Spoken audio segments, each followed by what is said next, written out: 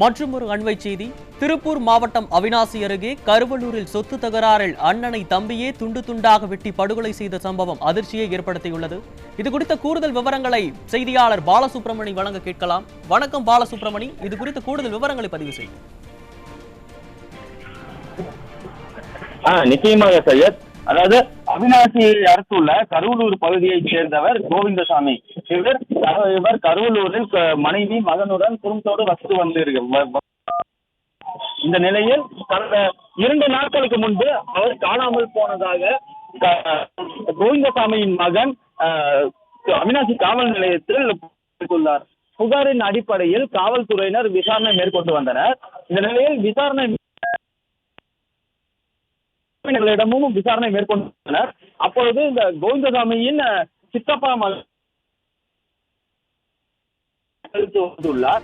இதைத் தொடர்ந்து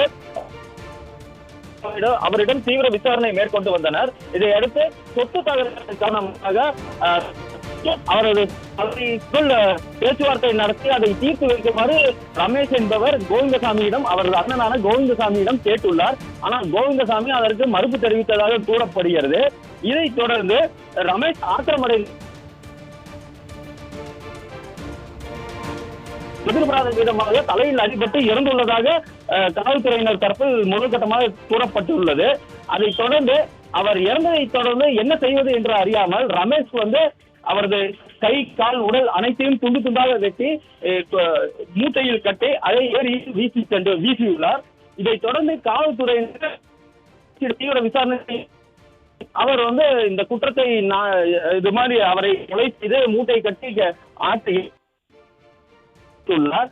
மேலும் அவர் ரமேஷ் என்பவர் குன்னத்தூர் அருகே உள்ள குளத்தில் தூக்கி வீசியதாக தெரிவித்ததை தொடர்ந்து கடந்த 2 நாட்களாக காவல்துறையினர் குன்னத்தூர் அருகே உள்ள தேடி வந்தனர். இருப்பினும் அந்த சடலம் போன்ற எதுவும் பெட்டி மூட்டை எதுவும் கண்ணுக்கு தென்படாமல் இருந்து வந்தது.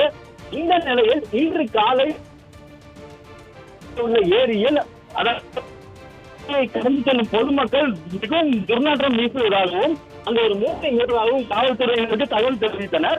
அதைத் தொடர்ந்து காவல்துறையினர் அந்த பகுதிக்கு சென்று பார்த்த பொழுது இறந்து கிடப்பவர் கோவிந்தசாமி தான் என்பது உறுதியாக தெரிவித்தனர்.